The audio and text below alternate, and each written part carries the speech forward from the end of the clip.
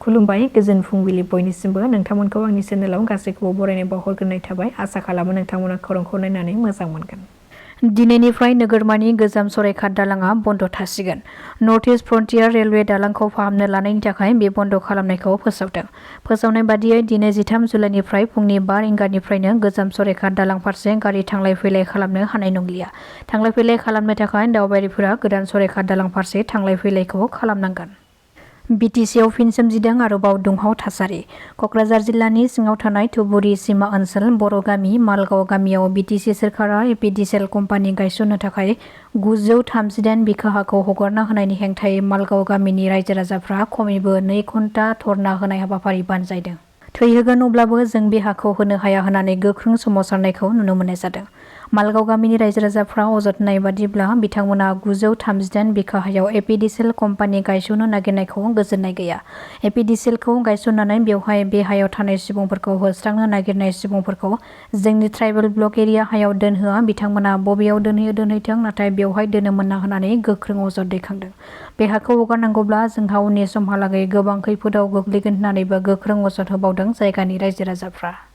BPFनि दैदेनगिरि central selection board एबा CSBनि सोद्रोमा सिनाकान्त बसुमतारी बिथाङा रुंसारि जाबाय। खौरां मोननाय बादिब्ला बिथाङा माखासे बेरामजों नाख्रेबजानानै फाहामथाय लाबाय थानाय समावनो रुंसारि जादों। मख'नो गोनांदि बिथाङा मोनसे समनि एबसुनि बारग' बिबानगिरिबोमोन आरो आथिखाल BTC सेन्ट्रेल सेलेक्सन बर्डनि सोद्रोमा महरै खामानि मावगासिनो दङमोन। खौरां मोननाय बादिब्ला बिथाङा तामुलपुर कुमारिघाटा हालामनिबो सासे गोख्रों समाज सिबियारिमोन। बिथांनि बेबादि अबथिरायै रुंसारि जानाय ओनसोलनि थागिबि सुबुंफ्रा गोथौयै दुखु मोननायखौ फोरमायदों। कक्राझाराव सोमजिदों साननि समावनो सिखाव खावनानै लुथिनाय जाथाय। कक्राझार सोहोरनि चन्दन जुवेलार सना गहेना गलायाव जादों बे सिखाव खावनाय जाथाया। हरखाब गलादारा मिथिस्लाबै बायदि गलायाव हाबफ्लानानै सासे सिनायनो हायै आइजोआ सनानि गहेनाखौ लानानै कक्राझारनि रेलवे स्टेसन फारसे खारखोमालांदोंमोन। उननि समाव बे आइजोखौ हमनानै गाज्रि बुनानै गोख्रों साजा होनाय जादों। हमजानाय आइजोखौ बङाइगावनि थागिबि होननानै सिनायथिनो हादों। जाथायखौ लानानै दसे सम जायगायाव दुंहाव थासारि सोमजिदोंमोनब्लाबो उननि समाव पुलिसा फैनानै थासारिखौ सामलायहैयो आरो सिखाव खावग्रा आइजोखौ थानासिम लानानै थाङो। आसामाव मैयानि सानाव आसाम नाङैनो ड्राग्स सिलिंखार हाबाफारि बानजायदों।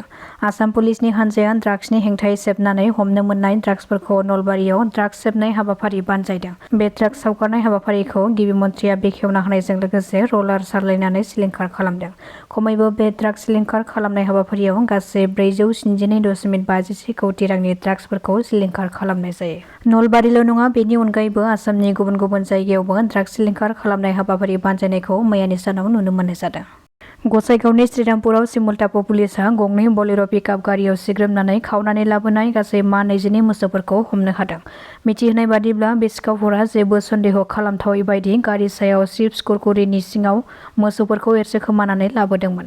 बे खावनाय मोसौफोरखौ सोनाब बंग' सनापुरनिफ्राय लेंथि सिंगासिम लांबाय थानाय समावनो सिग्रोमनानै हमनो हादों।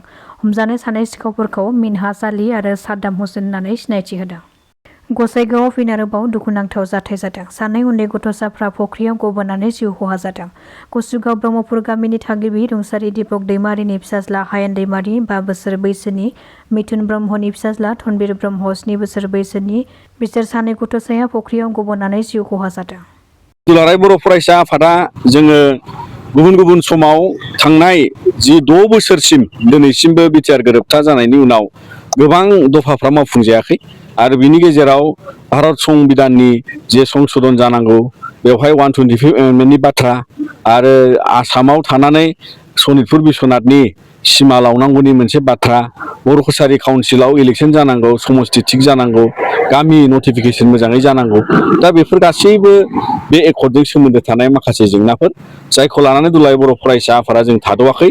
जोङो बेखौ हास्थायगोन आरो बेखौ जों नारसिनगोन आरो भारत सरकारा जेब्लासिम बिनि सायाव गेबेङै एबा 125 एमेन्डमेन्टखौ लाबोनानै होआगौमानि आरो लोगोसे उननि समाव बेखौ लाबोनाय जायाबा एबा जोङो बर' हारिनि गेजेराव बिनि गेजेरजों जोङो दुलाराय बर' फरायसा आफादा उननि समाव गुबुन गुबुन थिरांथाखौ जोङो बयजोंबो सावरायनानै लागोन।